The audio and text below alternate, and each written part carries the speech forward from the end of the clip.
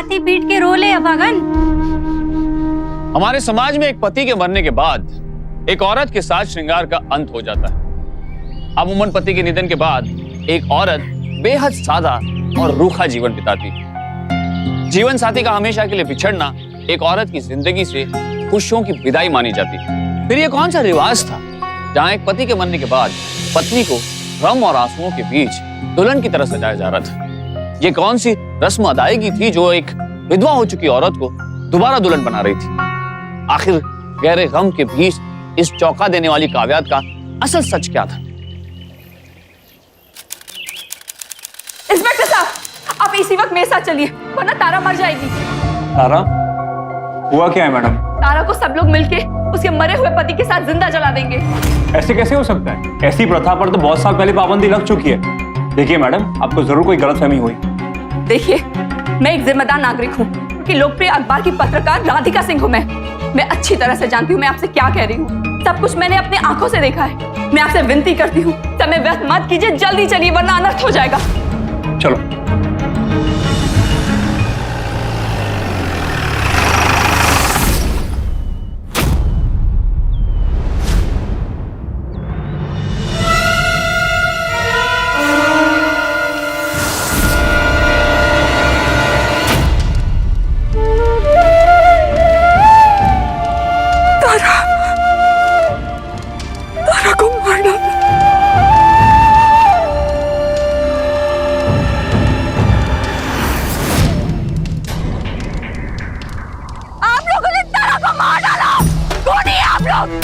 Inspector साहब, इन लोगों ने एक जीते जागते इंसान को जिंदा जला डाला। ए छोरी, चिल्ला मत। आज हमने अपना जवान बेटा उसकी बीनी ने खोया है। तेरी ऊट पटांग बाताने नहीं सुने आज हम। यहाँ जो कुछ भी हुआ वो एक प्रथा है। ऐसे भी तारा भी यही चाहती थी। अरे यही मर्जी थी उसकी। झूठ बोल रहे हैं आप, सरासर झूठ बोल रहे हैं आप। इंस्पेक्टर साहब, मैं तारा के ससुराल वालों के खिलाफ FIR दर्ज कराना चाहती हूँ। इन लोगों ने अपनी बहू को जिंदा जला डाला। वो मरना नहीं चाहती थी, वो जीना चाहती थी। ए मैडम, बात का बतंगड़ ना बना। तू बाहर वाली है, कितना जानती थी तारा को? मैं तारा को बहुत अच्छी तरह से जानती थी।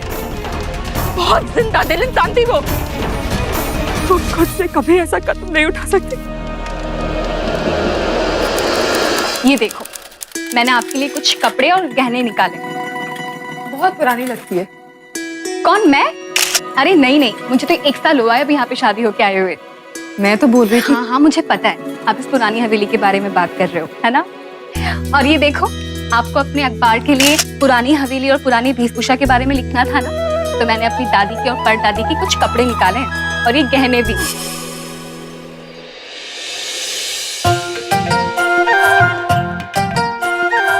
जरा देखिए तो। अरे वाह, बहुत अच्छी लग रही हो आप। अरे मांग टीका तो लगाना ही भूल गए, मैं अभी लेके आती हूँ। भाभी साहब, मैं तुमने कब से बुला रहा हूँ, मेरी आवाज सुन।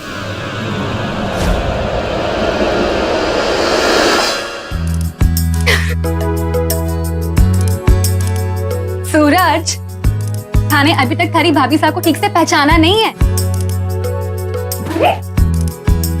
एक दिन नो थारे को भगा ले जाऊंगा और खूब अच्छी तरीके से जान लूंगा तन्ने। ये मेरा छोटा देवर है, खूब लाड करता है मुझसे। राधिका जी, मेरी अगर बेटी हुई ना तो मैं इसे खूब पढ़ा लिखा के थारे जैसा बनाऊंगी। अच्छा एक बात बताइए, आप लोगों के बारे में इतना सब कुछ लिखती हैं, उनके पहनावे के बारे में, संस्कृति के बारे में। आपके पास तो इतना बड़ा शस्त्र है, कलम का, तो आप कुछ ऐसा क्यों नहीं लिखती कि उनकी जिंदगी में बदलाव आए, कुछ फर्क पड़े? मैंने कभी इतनी गंभीरता से सोचा ही नहीं। मुझे बहुत खुशी हो रही है कि तुम्हारी सोच विचार यहाँ की बाकी की औरतों से कितनी अलग है। चलिए मैं आपको मांग टीका लगा देती हूँ।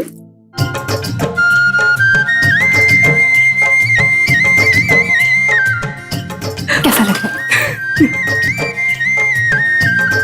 चलो मैं एक अच्छी सी फोटो लेती हूँ हम दोनों की।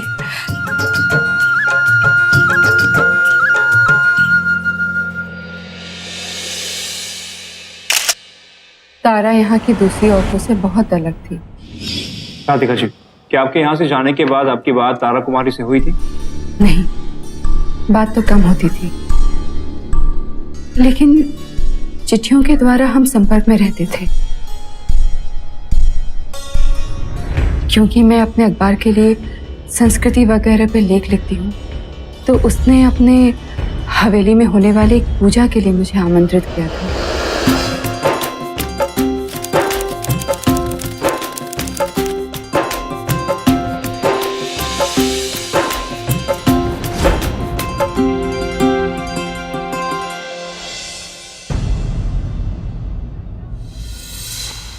तारा, अपना घूंघट संभालो। भाभी साहब, जरूरी नहीं है कि हर वक्त घूंघट सर पे रहे। इज्जत तो दिल से होती है। प्रताप, अपनी हद में रहना सीख ले। अब तो आप पार कर रहे हैं भाई साहब। अच्छा नहीं होगा, मैं कह देता हूँ। प्रताप, सुनिए, ये इनको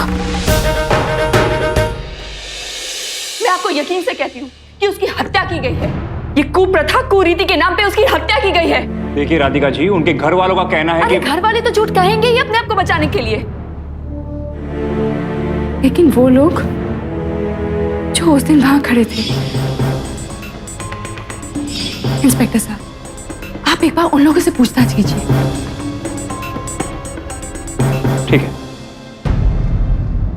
सती, हाँ, ये हमारे समाज की सदियों पुरानी एक भयानक कुप्रथा थी, जिसे मानने वाले एक औरत को उसके मरे हुए पति के साथ उसी की चिता पर ही जिंदा जला डालते थे। रूह को कंपा देने वाली ये खौफनाक कुप्रथा महिलाओं के साथ जाति की इंतहा थी, हैवानियत की हद थी। तो क्या तारा भी सदियों पुरानी इस हैवानियत का शिकार हुई थी? पुलिस से जांच की गुहार लगाने वाली राधिका को यही लग रहा था, लिहाजा इतने गंभीर आरोप को पुलिस ने भी संजीदगी से लेते हुए तहकीकात शुरू कर दी। साहब, तारा कुमारी शाह ने बहुत बड़ा बलिदान कियो। बिंद के मरने पर उसने ये निर्णय खुद लियो। आखिर करती क्या बीन के बिना जिक्र? हमें कुछ नहीं पता, हम तो वैसे ही देख रहे थे। इंस्पेक्टर साहब, पूछताछ से और कोई फायदा नहीं है। इससे आपका मतलब क्या है? आप कैसे एक मासूम औरत की निर्मम हत्या को इसी तरह से जाने दे सकते हैं? राधिका जी, मेरी बात समझने की कोशिश कीजिए। जब तक कोई ठोस सबूत ना मिले या कोई गवाह जो ये कह दे कि तारा कुमारी को जबरदस्ती उसके पति के साथ जला दिया गया, मैं कोई कदम नहीं उठा सकता। थाने अभी तक थारी भाभी साहब को ठीक से पहचाना नहीं है। एक दिन नो थारे को भगा ले जाऊंगा और खूब अच्छी तरीके से जान लूंगा तन्ने। ये मेरा छोटा देवर है, खूब लाड करता है मुझसे। एक इंसान है जो हमें सच बताएगा। तारा कुमारी का छोटा देवर सूरज सिंह, वो सिर्फ 14 साल का है। वो वही करता है जो उसके घर के बड़े कहते हैं। चिता को भी अग्नि उसी ने दी थी। आप चलिए मेरे साथ, चलिए उनके घर चलिए। इस वक्त हमारे घर की लुगाइयां तारा कुमारी के सम्मान में हो रहे चुनरी महोत्सव की तैयारियां कर रही हैं और सूरज उसी महोत्सव का सामान लेने गया। इंस्पेक्टर साहब, हमारे घर के रीति रिवाज में दखल अंदाजी देने का तने कोई हक ना।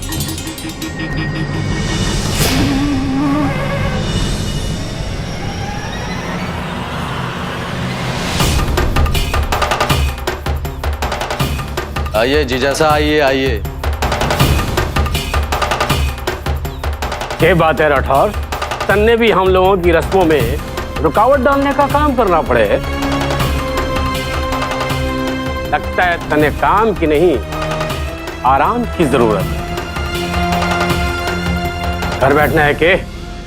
नहीं राजेंद्र जी, मैंने पता ना था कि चुनरी महोत्सव की तैयारी शुरू हो गई है, वरना मैं आता ही नहीं। आइए जी साहब। जी ना आई।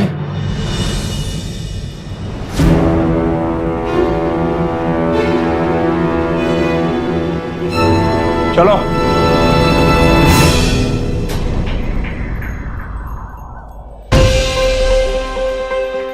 इंस्पेक्टर साहब, एक बार सूरज सिंह से मिलके तो चलिए। देखिए राधिका जी, आप हमारे काम में और दखल अंदाजी ना कीजिए। मैं इन लोगों के धार्मिक भावना को ठेस नहीं पहुंचा सकता। आप बार बार इस घटना को हत्या का नाम मत दीजिए। नेताजी को बुरा लग गया तो बिन बात मेरी नौकरी पर बनाएगी। ये केस बंद हो चुका है। चलो।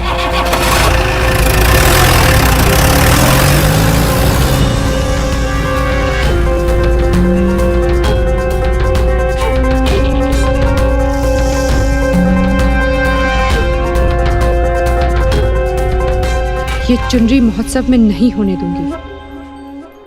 एक औरत की हत्या का जश्न नहीं मनाने दूंगी मैं इन लोगों को। सती जैसी खौफनाक कुप्रथा के खिलाफ सबूत मिलना अक्सर मुश्किल हो जाता था, क्योंकि इस मामले में समाज के उस वर्ग के लोग एकजुट रहते थे। पर तारा के साथ हुई इस ज्यादती ने राधिका को इस कदर हिला दिया था कि वो किसी भी सूरत में थमने को तैयार न थी।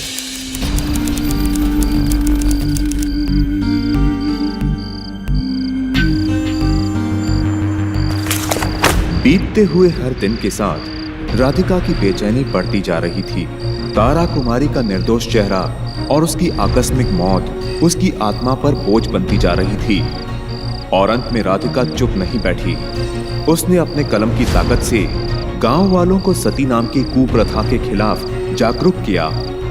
आपके पास तो इतना बड़ा शस्त्र है, कलम का, तो आप कुछ ऐसा क्यों नहीं लिखती कि उनकी जिंदगी में बदलाव आए? और तारा कुमारी की अमानवीय और निर्मम हत्या का खुलकर विरोध प्रदर्शन किया।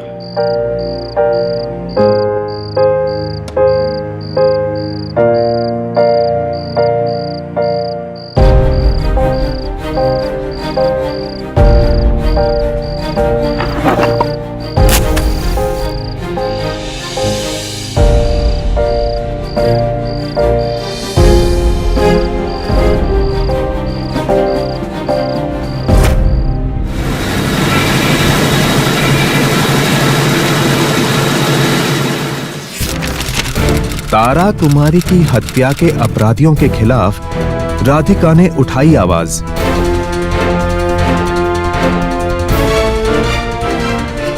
पति के लिए बलिदान पर तारा देवी के नाम पर मंदिर का निर्माण। क्या हो रहा है हमारे समाज में? एक औरत को जबरदस्ती सती बनाया जा रहा है और उसके ऊपर मंदिर का निर्माण किया जा रहा है। हम लोग एक काम करते हैं, हम सब लोगों को चुनरी महोत्सव का विरोध करना चाहिए। क्या कहती हैं आप सब लोग? हम आपके साथ हैं। मैं पत्रकार राधिका से बात करती हूँ।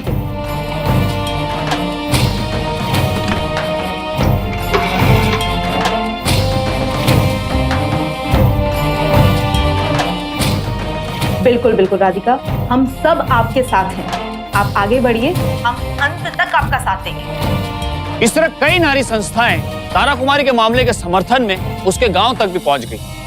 वहां की औरतों से बातें करने पर उन्हें पता लगने लगा कि उस गांव की औरतें भी इस दर्दनाक कुप्रथा की वजह से दहशत में, पर उन्हें इसी समाज में रहना था, इसलिए वो कभी भी इस बारे में खुलकर आवाज नहीं उठा पाती थी।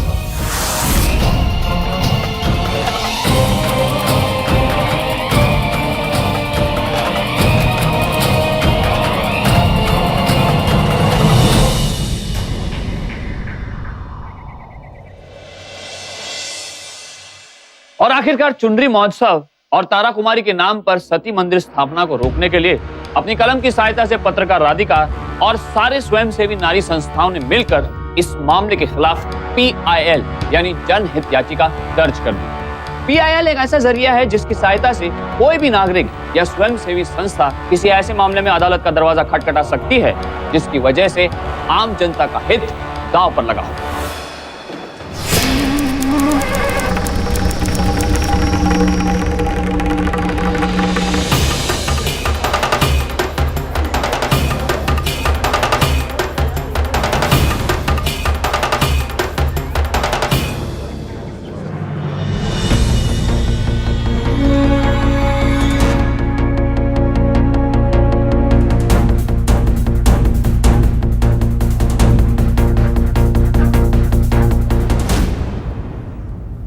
पुलिस की रिपोर्ट के अनुसार ज्यादातर लोगों का कहना है तारा कुमारी ने अपनी मर्जी से अपनी जान दी। जज साहब, तो एक कैसे हमारे धार्मिक भावना और विश्वास पर सवाल उठा सकता है? तो एक कैसे इस पर पाबंदी लाने के लिए कोर्ट में PIL दायर कर सकता है? जज साहब, मैं अदालत से दरख्वास्त करना चाहता हूं कि इसकी अनुमति मिलनी ही नहीं चाहिए।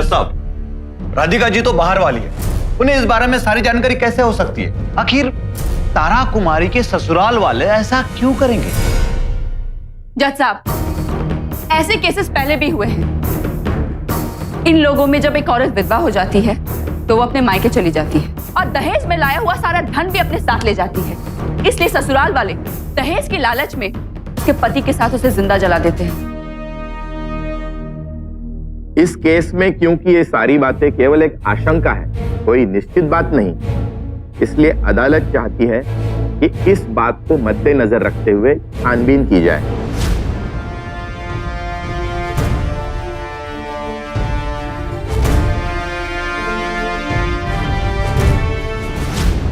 हाँ, ये सच है।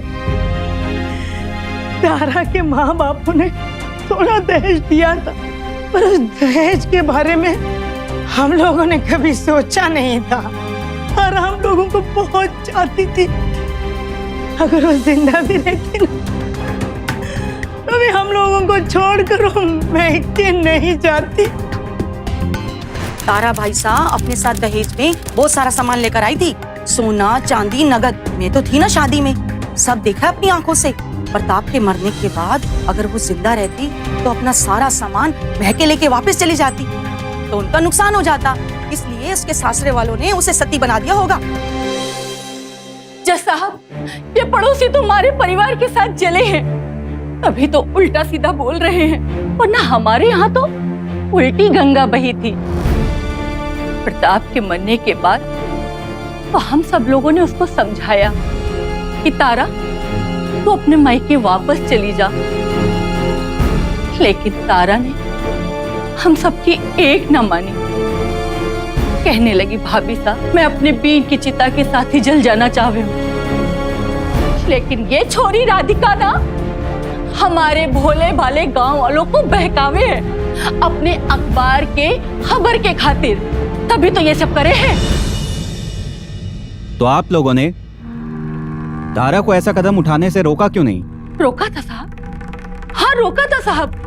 हम सब ने तारा को बहुत समझाया, लेकिन तारा बेचारी कहने लगी नहीं भाभी साहब, आप ना जानो हो एक बीन के बिना जीवन कितना दर्दनाक हो जावे है, इसीलिए वो अपने पति की चिता में जलकर चली जाना चाहती थी। और मैंने मारी बुआ साहब को देखा है साहब, विधवा होते हुए सर मुंडाकर नंगे पांव एक कमरे में कैद रहना और एक ही बखत का खाना खाना, इस हमने अपनी आंखों से देखा है साहब। बेइज्जत होने से तो अच्छा है मौत भली साहब। और तारा हम सबको छोड़कर चली गई। मर्दों के पैर न फिसले, इसलिए विधवा औरतों के साथ ऐसा अमानवीय अत्याचार किया जाता है। ये जिन घिनौने पुरुषों के बारे में बात कर रही हैं, उनमें से एक इनका खुद का पति है, तारा कुमारी का जेठ संगम सिंह, जिसकी बुरी नजर थी तारा कुमारी पर।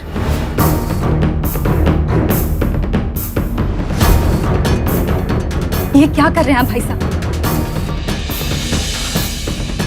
मैं आपके छोटे भाई की बीनी हूँ। ये सब झूठा इल्जाम है बस। प्रताप मारे छोरे जैसा था। तारा मैंने बापू से सम्मान देवे थी, और उस दिन प्रताप और तारा का झगड़ा हो गया। तारा मैं जानता हूँ कि प्रताप आजकल तेरे साथ सही बर्ताव नहीं कर रहा। लगता है मुझे प्रताप को डांट लगानी पड़ेगी। नहीं भाई साहब, आप उन्हें कुछ भी नहीं कहेंगे, उन्हें अच्छा नहीं लगेगा। ये हमारे बीच का मामला है। राधिका जी ने तारा जी को उस दिन जाते हुए देखा होगा, इसीलिए ऐसा घिनौना इल्जाम लगा रहे। और बड़े शहरों की औरतों को तो आप जानते ही हैं। तारा की उस दिन बातों को नजरअंदाज करते हुए प्रताप की बहुत डांट भी लगाई। अब तो आप पार कर रहे हैं भाई साहब, अच्छा नहीं होगा, मैं कह देता हूँ। जज साहब, राधिका जी अपने फायदे के लिए इस घटना को तोड़ मरोड़ कर पेश करना चाहती है। ऐसे पत्रकार जरा सी शोहरत के लिए किसी की भी इज्जत उछाल सकते हैं। किसी भी नतीजे पर पहुंचने से पहले इस केस के कुछ और पहलू पर भी गौर करना जरूरी है। अदालत चाहती है कि इंस्पेक्टर राठौड़ तारा कुमारी की मैके जाकर उनके माता पिता से और दूसरे लोगों से बातचीत करें, छानबीन करें, जिससे तारा कुमारी के बारे में एक और पहलू भी सामने आ जाएगा। और इसी के साथ साथ इस केस की कार्रवाई यहीं पर स्थगित की जाती है। तारा कुमारी के मामले में अब तक यह स्पष्ट नहीं हो पाया था कि उसने खुद यह निर्णय लिया था या किसी ने उसे ऐसा करने पर मजबूर किया था। कोर्ट में दोनों पक्षों की दलीलों का दौर इस मामले को और भी पेचीदा बनाता जा रहा था। राधिका की दलीलें भी बेबुनियाद नहीं लग रही थी, पर अदालत सिर्फ जिरह से नहीं बल्कि ठोस सबूतों के आधार पर निर्णय लेती है। ऐसे में अदालत ने किसी भी नतीजे पर पहुंचने से पहले इस मामले की और छानबीन का आदेश दिया ताकि इंसाफ को गुमराह न किया जा सके। देखिए, इस मामले के आगे का रुख इस बात पे निर्भर करता है कि आप लोग अदालत में क्या बयान देते हैं। ये लड़ाई आपकी बेटी को इंसाफ दिलाने के लिए है। आपकी बेटी मरना नहीं चाहती थी। देखिए, मन्ने मासी कहती थी तारा, जो उसके लिए हुआ ना, बहुत गंदा किया उन लोगों ने। अब तारा के माँ बाप से बात करने से क्या फायदा? उन्हें तो तारा के ससुराल से तब खबर आई जब सब कुछ खत्म हो गया था। छोरी के जलने के बाद तब सब कुछ मालूम पड़ा। तुम अदालत की अनुमति के बिना तारा के माँ बाप से बात नहीं कर सकती। उन्हें बहकाने की कोशिश करना कानून का उल्लंघन है। इंस्पेक्टर साहब, मैं सिर्फ इनसे ये। आप चुप रहिए और निकल जाइए यहाँ से। पर मैंने क्या किया है? इन्हें लेके जाओ। पर मैंने किया क्या है? आप निकल जाइए।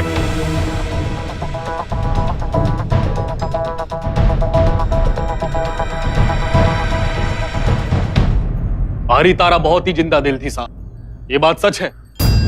तारा के सासरे वालों ने हमें ये बात जरा देर से बताई, पर इसमें भी तारा का ही हाथ रहा होगा। और हमारे को यह भी पूरा विश्वास है कि तारा के पति प्रताप के मरने के बाद उसके खत्म होने का फैसला भी उसी का था। तारा ऐसी प्रथा पे कभी विश्वास नहीं कर सकती थी। उसकी सोच बाकी औरतों की सोच से बहुत अलग थी। हमारी तारा को तुम कितना जानती थी बेटी? बचपन से ही पूजा पाठ में बहुत मन लगाती थी हमारी तारा। तारा धार्मिक जरूर थी, पर वो ऐसी नहीं थी जो ऐसी प्रथा पे विश्वास करे। लॉर्ड, मुझे ऐसा लगता है कि राधिका जी अपनी ही बातों को तोड़ मरोड़ कर पेश करना चाहती है।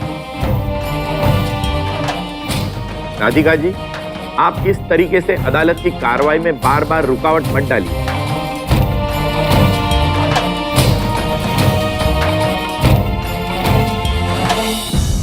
जज साहब, मैं तारा कुमारी के देवर सूरज सिंह को अदालत में पेश करवाने की दरख्वास्त चाहूंगा।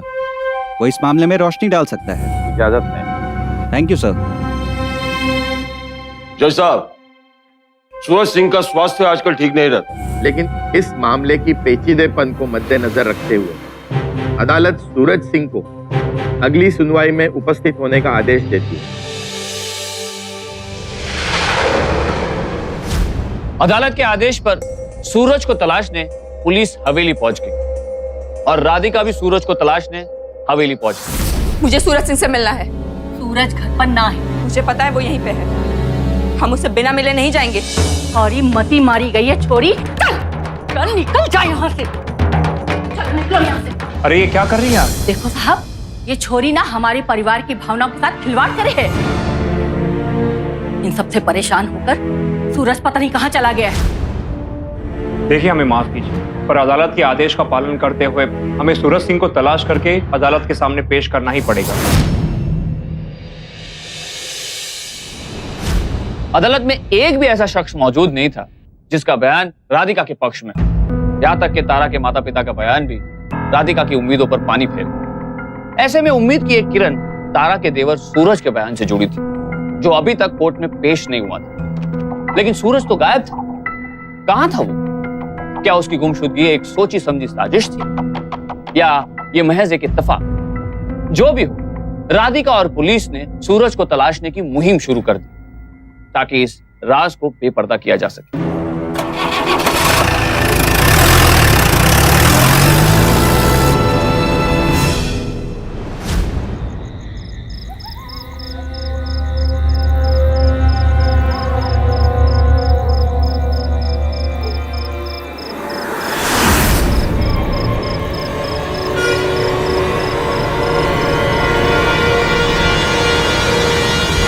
सूरज, जज साहब को साफ साफ बताओ कि जिस दिन तारा कुमारी ने अपनी जान दी उस दिन क्या हुआ था? तारा भाभी रो रही थी, वो चिल्ला रही थी, वो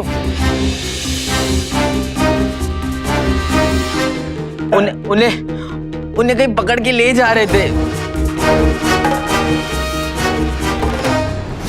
मैंने जाने दो, मुझे नहीं मारना, मुझे जाने दो।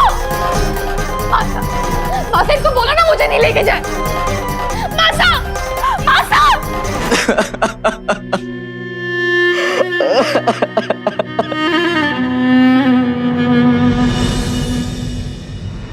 जज साहब, सूरज के बयान से ये साफ साफ पता चलता है कि तारा को जबरदस्ती पकड़ के ये सब कराया गया। ये छोरी झूठ बोले हैं साहब, हम लोगों ने तो अपनी तारा को कसकर पकड़ के रखा था। हमारे बीन के पास जाना है भाभी साहब। मासा, मासा, मासा, मासा।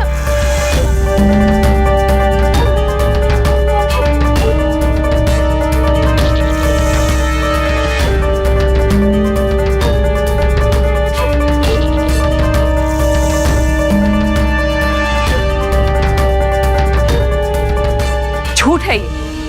अगर तारा अपनी मर्जी से दुल्हन की तरह सजी थी तो वो खुद को बचाने के लिए खेतों की तरफ क्यों भागी थी, जैसा कि कुछ गांव वालों ने देखा था? अगली सुनवाई तक अदालत पुलिस को इस बात की छानबीन करने का आदेश देती है।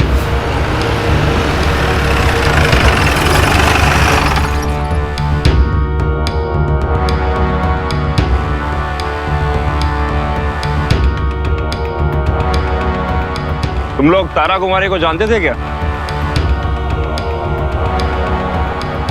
क्या हुआ? कहां जा रहे हो? तुम जानती थी?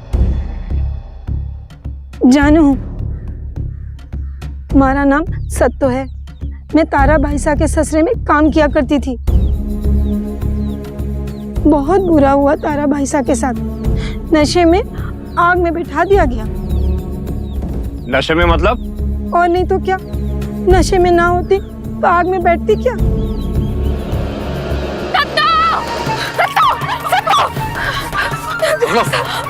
पकड़ो इसे।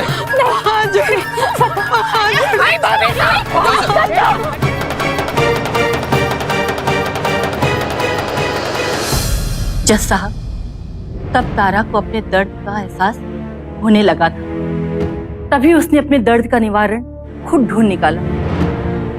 हम सब तो देखकर दंग रह गए थे।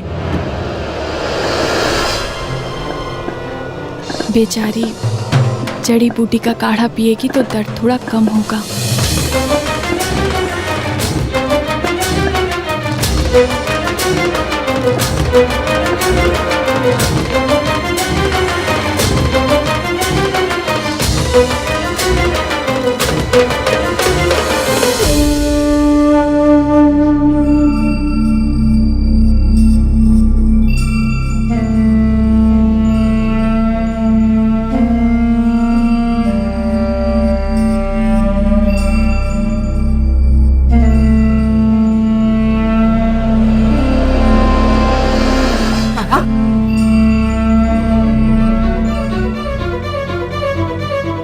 मैंने मेरे तुम्हारे पति के पास जाने को छोड़ो मुझे।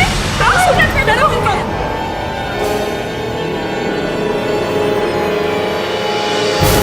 सत्तो,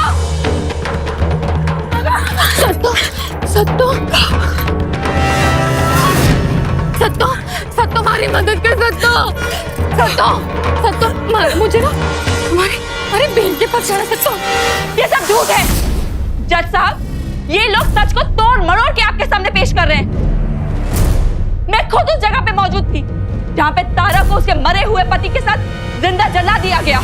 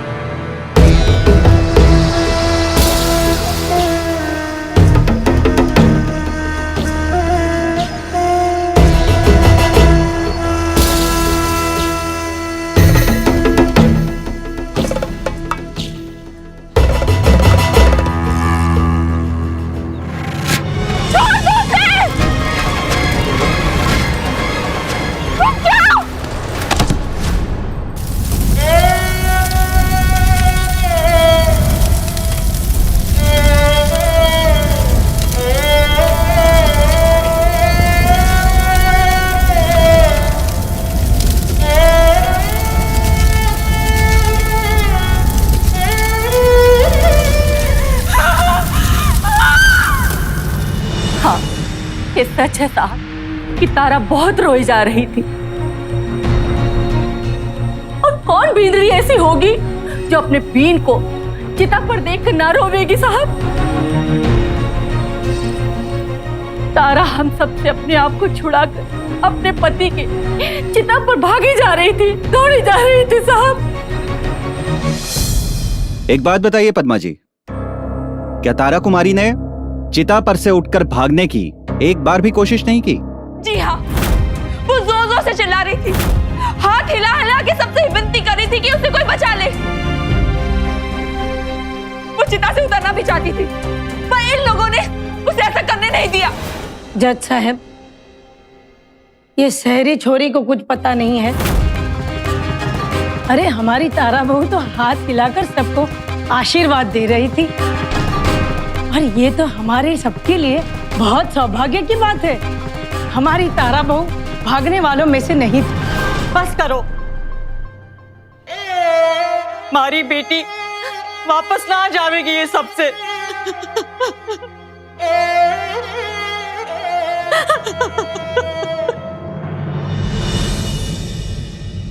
सारी दलीलों और गवाहों को सुनने के बाद ये बात स्पष्ट नहीं हो पाई कि तारा कुमारी ने अपनी मर्जी से अपनी जान दी है या किसी ने उन्हें जबरदस्ती अपने पति के चिता पर बिठाया था। इसलिए अदालत किसी को भी तारा कुमारी को जबरदस्ती चिता पर बिठाने का या उनकी हत्या करने का दोषी करार नहीं कर सकती। पर जज साहब, अगर एक बार ये मान भी लिया जाए कि तारा ने खुद जान देने का फैसला लिया था, तो भी इस बात से इनकार नहीं किया जा सकता कि किसी ने उसे बचाने की कोशिश भी नहीं की।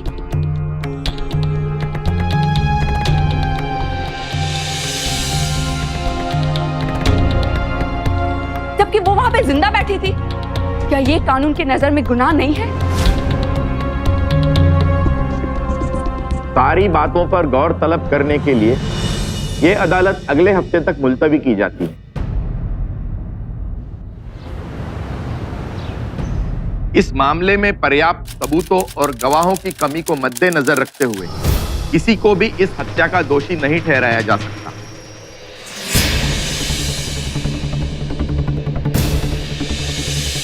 पर एक बात जरूर है, इस घिनौने कार्य को रोका जा सकता था अगर चिता में आग नहीं लगाई होती तो।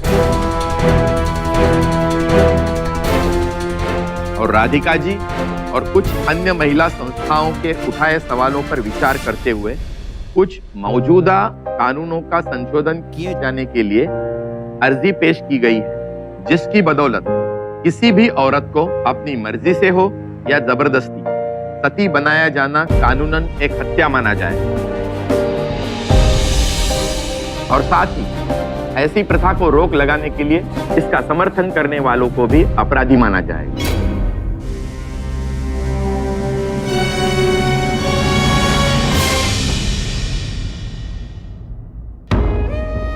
आपके पास तो इतना बड़ा शस्त्र है, कलम का, तो आप कुछ ऐसा क्यों नहीं लिखती कि उनकी जिंदगी में बदलाव आए?